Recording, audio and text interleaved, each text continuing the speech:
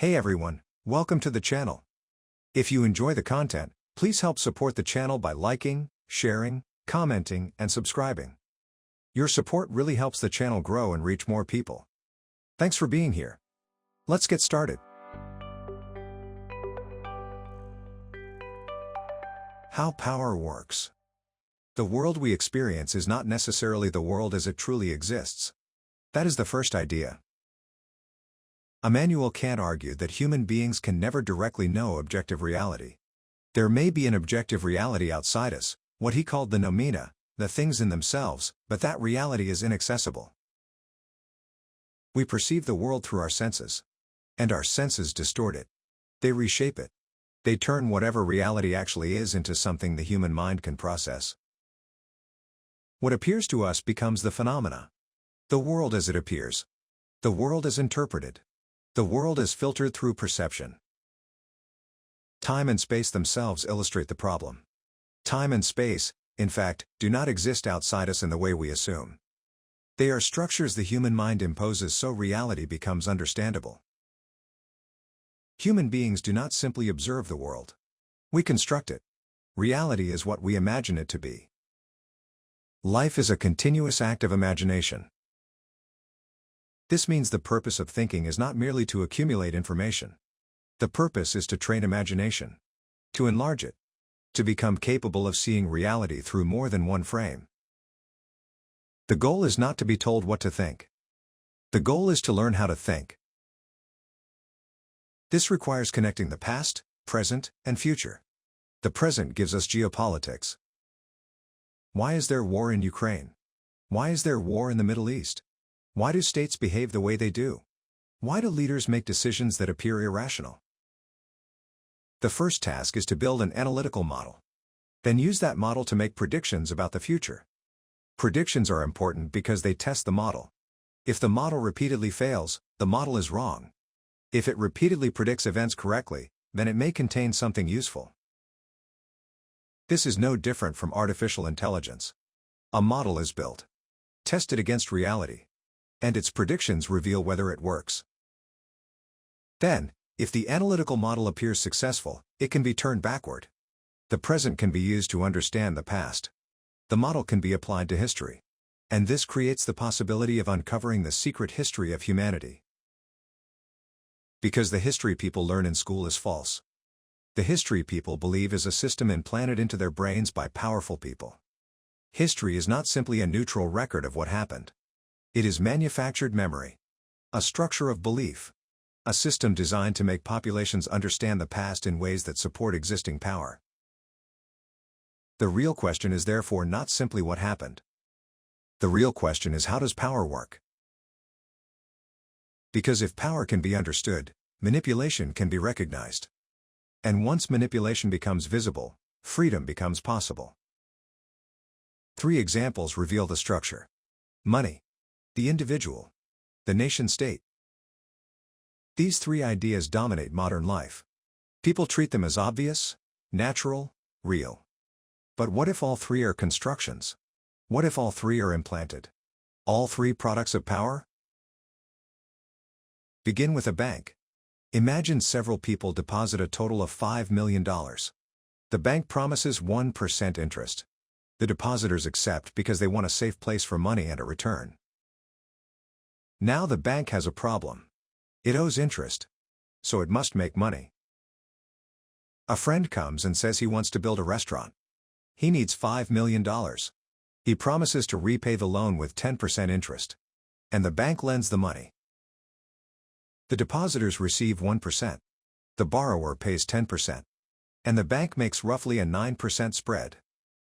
That profit can pay employees, pay salaries, build offices, expand the bank. Now ask a simple question. The bank received $5 million. Then lent $5 million. How much money remains in the bank? The logical answer appears to be 0. 5 million came in. 5 million went out. 0 remains. Then comes the standard objection: fractional reserve banking. Perhaps the bank is legally required to keep some percentage in reserve. Maybe 10%. Then the bank cannot lend $5 million. It lends 4.5 million and keeps $500,000. Now the answer appears to be $500,000. That is the answer people expect. The answer that appears logical. But the financial system does something else. The original deposit does not disappear from the depositor's account.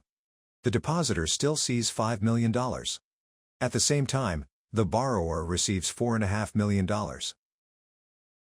Now the system contains $9.5 million of deposit money and credit claims. $5 million still appears to belong to the original depositors. $4.5 million appears in the hands of the borrower. The bank has expanded money. It has created money through lending. This appears absurd. But this is how banking actually works.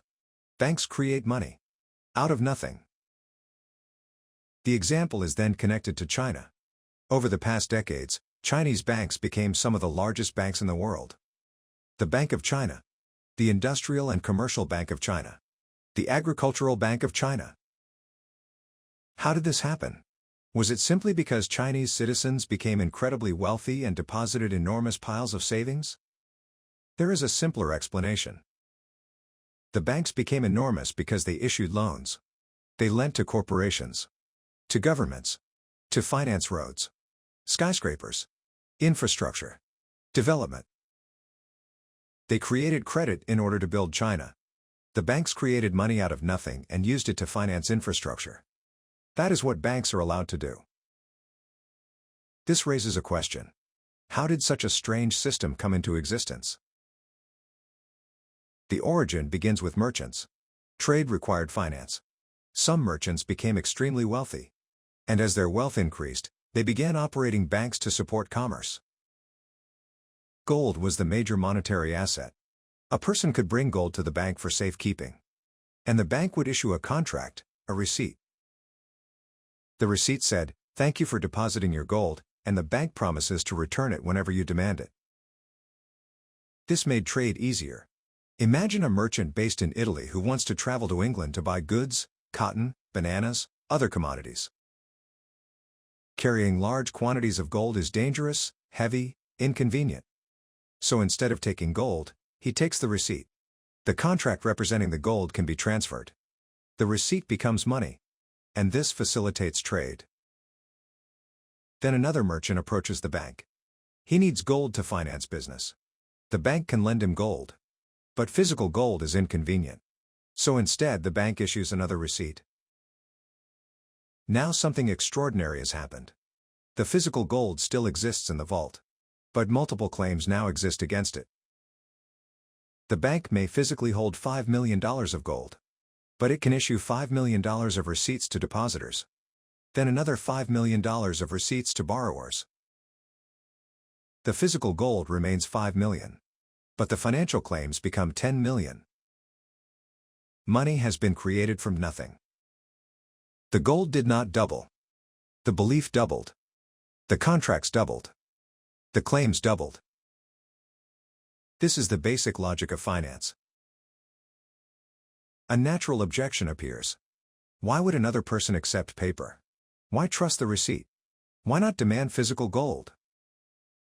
The answer begins with the fact that, for most of human history, ordinary people did not need money in the modern sense. Most people lived in villages. They grew food. They knew one another. If one person had a goat and another wanted the goat, they could exchange something else: a cow, labor, food, obligation. Money was not required for every transaction. For much of history, money often represented something deeper, debt that could never truly be repaid. Imagine two people fight. One kills the other. The victim's family now has a reason to kill the murderer. And then the murderer's family retaliates. The cycle continues. One killing creates another. Money can enter as compensation. The murderer gives something valuable to the family. The payment does not truly repay the death. A life cannot be replaced. The money symbolically says, "I acknowledge a debt that can never be repaid." Money is therefore symbolic. With the rise of long-distance commerce, merchants need a practical mechanism for trade. They already know one another. They operate inside small networks. Trust exists. The receipt becomes useful. What about forgery? Could people simply forge the receipts? Not yet, not when early merchant circles were small enough that the major participants knew one another. Counterfeiting later became an enormous problem, but at this earlier stage, trust networks reduced the issue. The more serious problem was different. Suppose the bank has $10 million of gold, but it has issued $100 million of contracts. Everything works as long as most people leave the gold in the vault. But what happens if people demand the gold at the same time? The bank cannot pay. The contract promises redemption, but the gold does not exist in sufficient quantity. This is a bank run. The entire system depends on confidence. If everyone believes, the system functions. If everyone demands reality behind the promise, the system collapses. There is another problem. Who historically borrowed the largest amounts of money? Not modern entrepreneurs. Kings. Nobles. Rulers. Why? War. Kings constantly needed money to fight. A brother wanted the throne. A neighbor possessed territory. An army needed to be raised. Weapons had to be bought. Mercenaries had to be paid. The ruler borrowed from bankers. But kings were dangerous borrowers. They could die in battle, lose the war, or simply refuse to repay. The king could say, "Screw you, I am not paying." The banker faced enormous risk. So banking families created another system. Cartels. Partnerships. Networks. They married one another. Connected families across Europe. Built alliances between banks. If one bank faced withdrawals, another could provide gold. If one ruler refused repayment, the network could finance his enemy. A king who cheated the banks could discover that a rival suddenly had an army. A new claimant could be funded. A war could be financed. The king could be removed. This network structure developed into what is now called central banking. Central banking controls the world today. The system is based on power. Power turns a contract into money. Power turns nothing into everything. Now comes the obvious question. If banks can create money, why do poor people exist? Why are people starving? Why do people lack housing? Why is there inequality? The standard answer is scarcity. There are not enough resources. Money is limited. People compete. But that isn't true. Money is not scarce. Money is infinite. It is a number. Banks create it. Governments create it. Credit creates it. At any moment, enormous quantities can be generated. Modern economies do this constantly. So why are there poor people? People have been brainwashed into believing money is scarce. Even after being shown that money can be created, the mind returns to scarcity. This belief has been implanted so deeply that people cannot remove it. Money is not scarce. Money is infinite. Then why poverty? The answer is that powerful people do not want everyone to have money. Because if everyone had enough money, people would stop working. The purpose of money is not simply to distribute wealth. The purpose is to create the illusion that money is valuable so people will work hard to obtain it. To make people desire money, the system requires artificial misery. There must be poor people. If no one is poor, being rich loses meaning. Children are told, study hard, get good grades, make money, otherwise you will end up like those poor people. The threat works because poverty is visible. If poverty disappeared, the threat would disappear. Parents could no longer point to misery and say, "That will be you unless you obey." Poverty therefore has a function. It disciplines everyone else. Poverty is not simply what poor people do to themselves. It is what the powerful do to populations. Poverty creates the illusion that money is valuable. Now ask another question. Why do crises happen? Stock market crashes. Recessions. Depressions. People lose jobs. Savings disappear. Businesses collapse. Why? Crises exist to destroy money. Why must money be destroyed? Because if too much money accumulates in the system, people do not have to work. If people feel secure, they become harder to control. They can refuse, walk away, demand more. So wealth must periodically be destroyed. A crisis creates unemployment, fear, scarcity. People return to work. They become obedient again. They compete. Money regains psychological value. Is the destruction of money the actual purpose of a crisis? It isn't what people are taught in economics. But could it be the hidden function? Then ask, why are there wars? The usual answer is scarce resources. Oil, land, water, territory. But scarcity, in this case, is a lie. The real purpose of war is to destroy wealth. War destroys cities, infrastructure, factories, savings, homes, human beings. Then society has to rebuild. People have to work again. Scarcity returns. Money regains value. War destroys wealth so the illusion of scarcity can continue. The modern world can be compared to a video game, World of Warcraft. Players run around, work, fight, collect credits, buy objects, upgrade, continue grinding. Why do they keep playing? Because the game controls scarcity. Imagine the developers simply caused infinite credits to fall from the sky. Everyone receives unlimited money.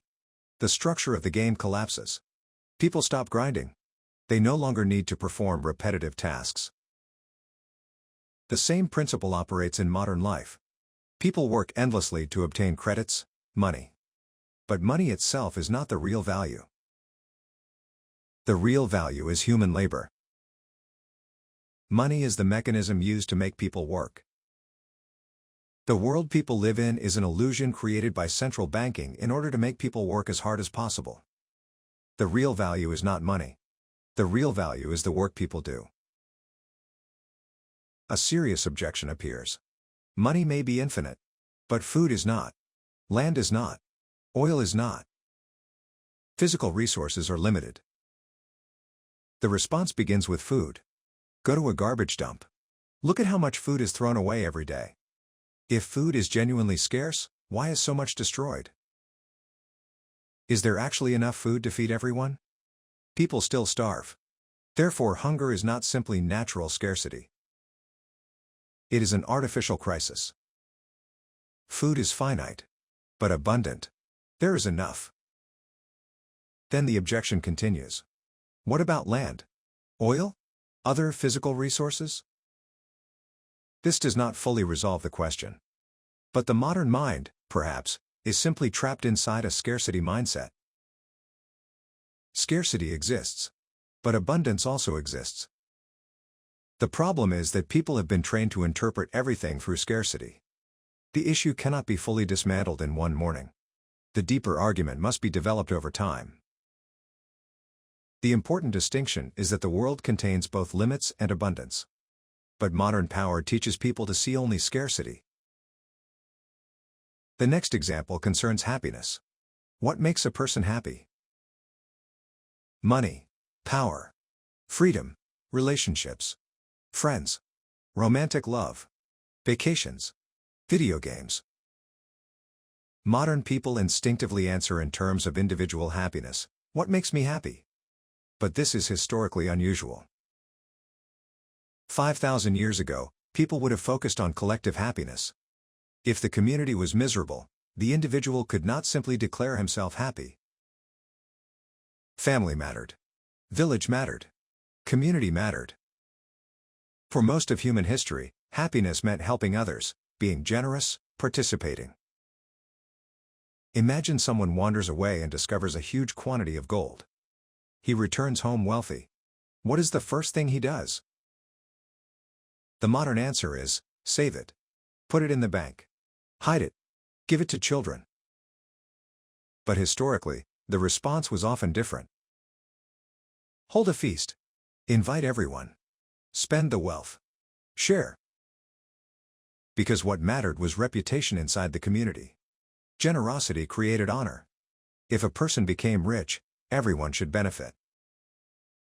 This pattern existed across societies. In China, a person might leave a village, move to Beijing, open a restaurant, become wealthy, and then return. What would he traditionally do? Hold a feast. Feed the village. Share prosperity. That is deeply ingrained. Modern society reverses it. Today, the wealthy person deposits everything, keeps it, accumulates. The older person turned wealth into collective happiness. A question arises. Was the feast not simply about personal reputation? Was that not still individual happiness? The answer is that the modern concept of the individual did not exist in the same form. The idea that a person exists independently of family, community, and world would have made little sense. What was one of the worst punishments in older societies? Exile, banishment. Not necessarily death. To be told, you no longer belong to us, you are outside the family, outside the village, outside the tribe. That could be worse than physical punishment. Identity came from belonging. The modern concept of an autonomous individual is a recent construction. It had to be created. Now consider two worldviews. The first is polytheistic. Human beings do not fully control life. There are gods: Apollo, Dionysus, fate, fortune, anger, pride, forces larger than the individual. A person becomes rich. Then the god of pride enters. The person becomes arrogant, destroys himself. Human beings are constantly influenced by forces they do not understand. There is no complete individual agency. The second worldview is modern. Human beings are synapses, memories. The mind is produced through DNA and environment, genes, experiences. Anger comes from biological and environmental patterns. Trauma is encoded. Memory reinforces behavior. Through therapy, reflection, exercises, medication, or psychological intervention, the person can change the system. The first worldview says, you are surrounded by forces greater than yourself. The second says, you are an internal mechanism that can be repaired. Which is more accurate? Modern people immediately choose the second. Because that is what school teaches. Neuroscience, psychology, psychiatry, science. But is the second worldview actually wrong? The first is a more accurate reflection of reality. The polytheistic worldview contains more information. It better represents the complexity of the forces operating through human beings. If the polytheistic worldview is more useful, why did society replace it? What benefit does power receive from the modern model? The first benefit is individual responsibility. The person becomes easier to control. If something is wrong, the problem is inside you. The second benefit is work. In the ancient worldview, a person may say, I don't need to accumulate endlessly, because if I make a lot of money, the gods will punish my pride, so I should enjoy life and take it easy. But in the modern worldview, I control my own life, so I need to work harder. If I fail, it is my fault. The entire system is designed to make people work as hard as possible, because hard work generates real wealth for powerful people. Money does nothing by itself. Money incentivizes labor. There is a third benefit, deeper than the others: powerlessness. At first, people assume the polytheistic system makes them powerless. The gods control everything. Fate controls everything. But the modern system creates greater powerlessness. Why? Because it destroys collective action. If the source of every problem is inside the individual, then society is never responsible. You are poor because you failed. You are depressed because your brain is defective. You are angry because of your psychology. You are exhausted because you lack discipline. You are lonely because you have social problems. Every crisis is individualized. Therefore, people cannot identify with one another. They cannot say, we share the same problem. They cannot organize. They cannot act collectively. And collective action is the only way to change the world. The modern system makes collective action impossible. When people become miserable and isolated, what do? Play video games. Watch pornography. Escape. The system remains untouched. In the modern worldview, who has authority? Scientists. Experts. Psychologists. Psychiatrists. The system presents itself as science, so people assume it must be true. Science becomes religion. A controversial example is depression. Imagine a person feels sad. What should the person do? Walk. Exercise. Rest. Talk to a friend. Talk to family. Spend time in nature. But modern institutions teach another answer. See a psychiatrist, see a psychologist. What if going to a psychiatrist for sadness doesn't help? What if it makes things worse? Is the system designed to cure? Or is it designed to make people dependent on authority? You feel sad. Instead of walking or talking to a friend, you are told, you need an expert, you need drugs. Does the person learn dependence? But is this really only about psychiatry? Or is it about who controls the definition of reality? A student raises an important objection. In the polytheistic worldview, are the gods not authorities? The answer is yes. But the gods are bad people. They fight. They are jealous, vengeful, proud, angry. The difference between gods and humans is not that gods are morally superior. The gods simply have power. They can get away with behavior that would destroy mortals. The modern idea that people in power are benevolent authorities acting in everyone's best interest is new. In older systems, a king ruled because the gods favored him. Not because he was good. Not because he was just. The gods liked him. That was enough. But the gods give and the gods take. The king may rule today. 5 years later, fate destroys him. Power is unstable. Life is uncertain. If fate cannot be controlled, how should a person live? Eudaimonia. Flourishing. Live to the best of your ability today. Seize the day. Be excellent. Create. Think. Act.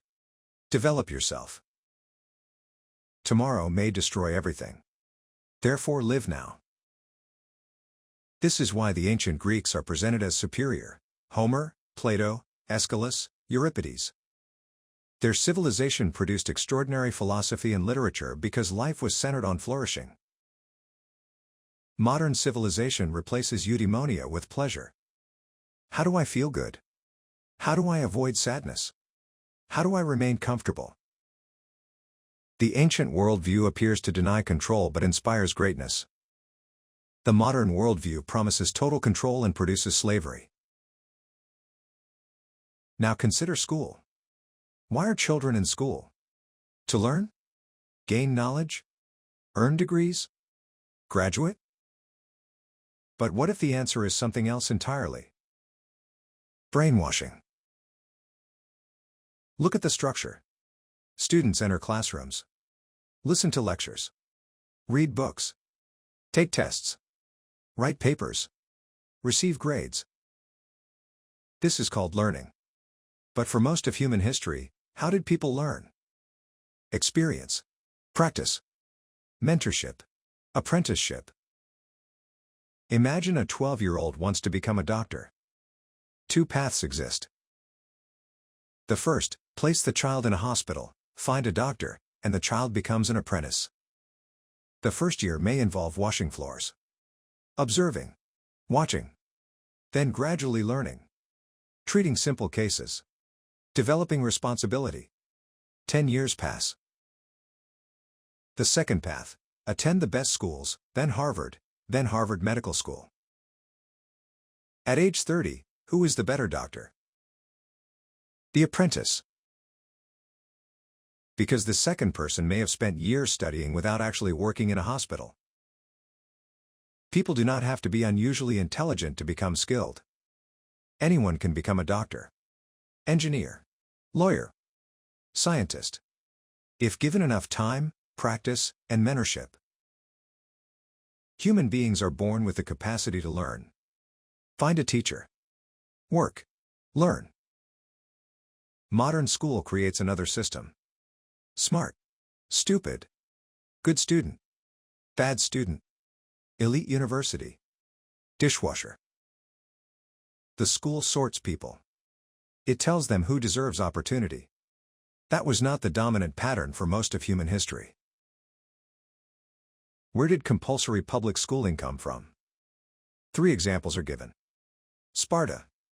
The Aztecs. Prussia. What do they have in common? War. Sparta was one of many Greek city-states. But it developed a compulsory educational system. Children were placed into institutional training from around 5 or 6 years old. Older children, perhaps 9 or 10, could help lead younger ones. The society was built around war. The Aztecs also developed compulsory education. They were a war society, the greatest military power in Central America before European conquest. They defeated neighbors. They also practiced human sacrifice. Prussia developed the model that later spread widely. Prussia was one of the greatest military societies in Europe. The common factor is power. Schools are good at preparing people for war. They discipline populations. Standardize. Organize. Train obedience. If compulsory education was so beneficial, why did most societies resist it? Because school takes children away from parents. Imagine being a mother or father. What is one of the worst things that can happen? Your child is taken away. School institutionalizes this. A child is 4, 5, 6 years old. The parent disappears. The child becomes insecure, anxious, afraid. Who becomes the new authority? The teacher. If the parent were present, the child could ask questions, could say, "Is the teacher lying?" The parent could answer. The child would feel protected. Security makes disobedience possible. Security makes questioning possible. But remove the parent. Now the child depends on the teacher. This makes brainwashing possible. Another objection appears. Parents themselves went to school. Aren't they brainwashed too? Yes. But this is really about emotional security. A parent gives the child protection. A secure child can challenge authority. An isolated child becomes dependent. The institution replaces family. A student asks, "Are you brainwashing us?"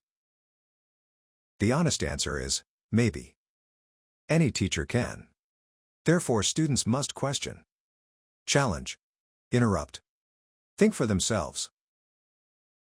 But is the difference this? A genuinely open class doesn't rely on conventional grades and coercion? Students can reject the argument. They can decide it is nonsense. Normal schooling is different. Attendance is compulsory. Refusal produces punishment. Parents can face consequences. The institution forces participation. If school is brainwashing, what belief is implanted? The nation-state. School teaches people that the nation-state exists, Mother China, the United States, France. A nation becomes a person. The student must love it, serve it, sacrifice for it, die for it. How is the belief implanted?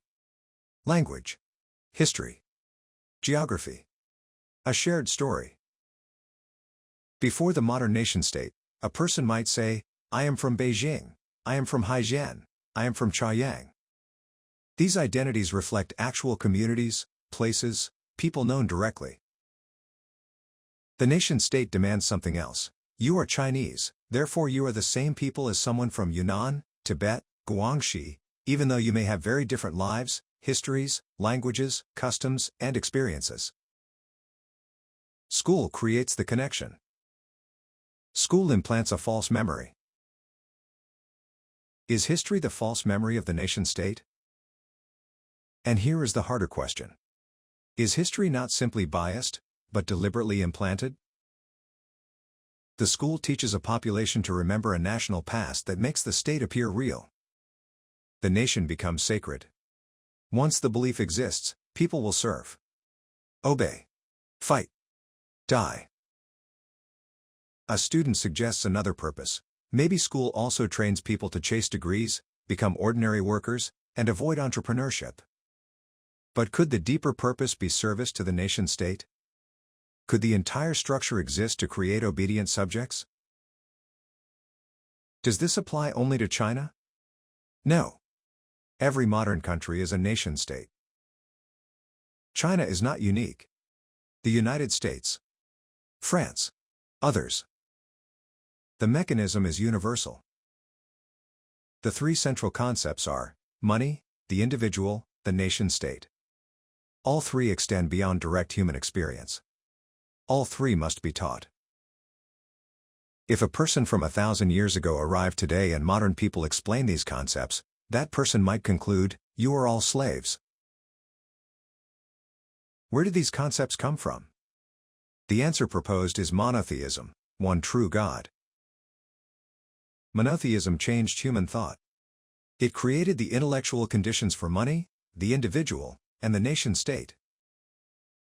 There are three great monotheistic religions: Judaism, Christianity, Islam.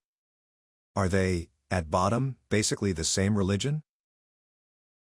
Monotheism introduced a revolutionary structure. One God. One truth. One law. One universal order. This idea became so powerful that it transformed the entire world. It gave rise to the concepts that dominate modern society: money, individual, nation-state. Monotheism turned nothing into everything. This leads to the final definition of power. Power is alchemy. Alchemy is remembered as the attempt to turn lead into gold, nothing into everything. Modern science teaches that alchemy failed, that it was pseudoscience. But did humanity actually succeed? We achieved alchemy. Not necessarily by chemically transforming lead. We did something greater. We turned paper into money. An imagined self into the individual. Imagined borders and stories into the nation-state. Nothing into everything. Power is the ability to make people believe money is valuable. Power is the ability to make people believe individual happiness is the purpose of life.